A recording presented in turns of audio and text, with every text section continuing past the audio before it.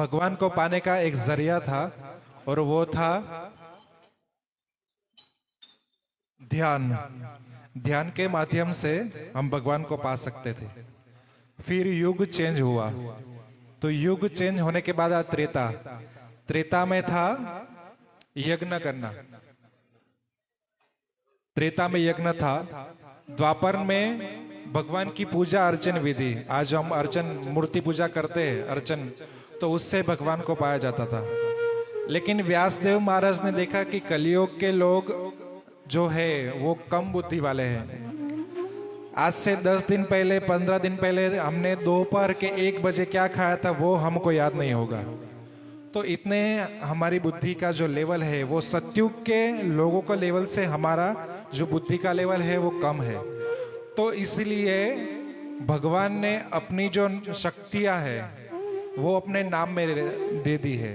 नाम नामकारी बहुधा निज सर्वशक्ति, यानी कि हम भगवान का जो नाम लेते हैं, जैसे हम बोलते हैं राम कृष्ण, तो हम ये शब्द बोलते हैं, तो शब्द बोलने से ही भगवान हमारे सामने प्रस्तुत हो जाते हैं। लेकिन हम उसको इसलिए नहीं देख पाते क्योंकि हमारी जो चर्म चक्षु है तो भगवान को डायरेक्ट नहीं देख सकती। सिर्फ ऐसी बात नहीं है, आप हवा को महसूस कर सकते हो, हवा को देख नहीं सकते हो। कोई बोलता है कि हमको हवा दिखा दो हम मान लेंगे, तो हवा दिख नहीं सकते। लेकिन हवा ठंडी है या गर्म है वो हमें अनुभव से पता चलता है। तो इसी हिसाब से हम जब भगवान का नाम नित्य लेते रहेंगे और उनकी कृपा हम पे आती रहेंगी, तब हमें पता चलेगा कि हमारा जो भगवान का नाम है वो साक्षात हम पे कृपा करता है। एक बार भगवान श्री रामचंद्र जब अपने शयन कक्षा में लेटे हुए थे और हनुमान जी उनके पैर दबा रहे थे, तो हनुमान जी को एकदम से हंसी आ गई। तो भगवान राम ने पूछा, अरे हनुमान तुम क्यों हंसे, क्या हुआ? बोल रहे प्रभु जी मैं कुछ बोलूंगा लेकिन आप मुझे डांटना मत, या आप कुछ और बोलना मत। तो भगवान श्री रामचंद्र बोलते ठीक है। बोल रहे आप भगवान राम है, अयोध्या में जितने लोग हैं उन सब की आप रक्षा करते हो।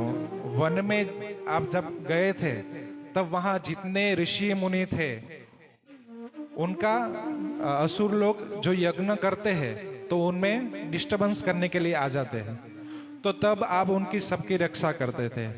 आपने मां सीता के लिए युद्ध छेड़ा और रावण को परास्त करके आप माता सीता को लेके आए।